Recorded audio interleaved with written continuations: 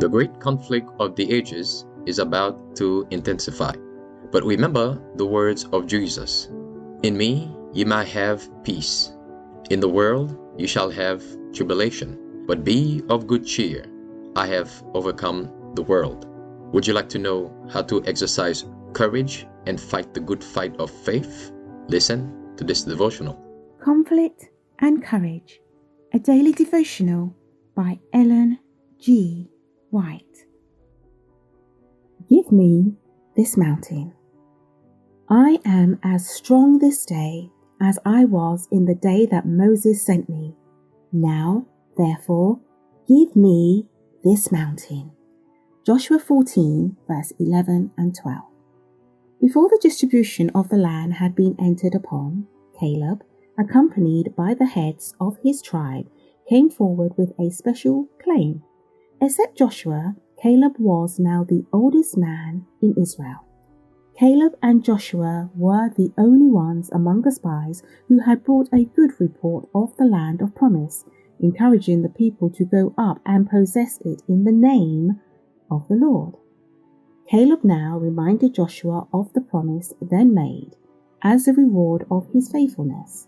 The land whereon thy feet have trodden shall be thine inheritance and thy children's forever, because thou hast wholly followed the Lord.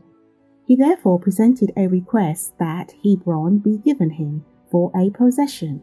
His claim was immediately granted. To none could the conquest of this giant stronghold be more safely entrusted. Caleb's faith now was just what it was when his testimony had contradicted the evil report of the spies. He had believed God's promise that he would put his people in possession of Canaan, and in this he had followed the Lord fully. He had endured with his people the long wandering in the wilderness, thus sharing the disappointments and burdens of the guilty. Yet he made no complaint of this, but exalted the mercy of God that had preserved him in the wilderness when his brethren were cut off. The brave old warrior was desirous of giving to the people an example that would honor God and encourage the tribes fully to subdue the land which their fathers had deemed unconquerable.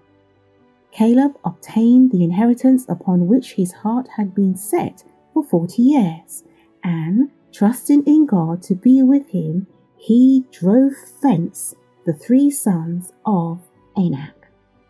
The cowards and rebels had perished in the wilderness, but the righteous spies ate of the grapes of Eshcol. To each was given according to his faith. The unbelieving had seen their fears fulfilled. Notwithstanding God's promise, they had declared that it was impossible to inherit Canaan, and they did not possess it.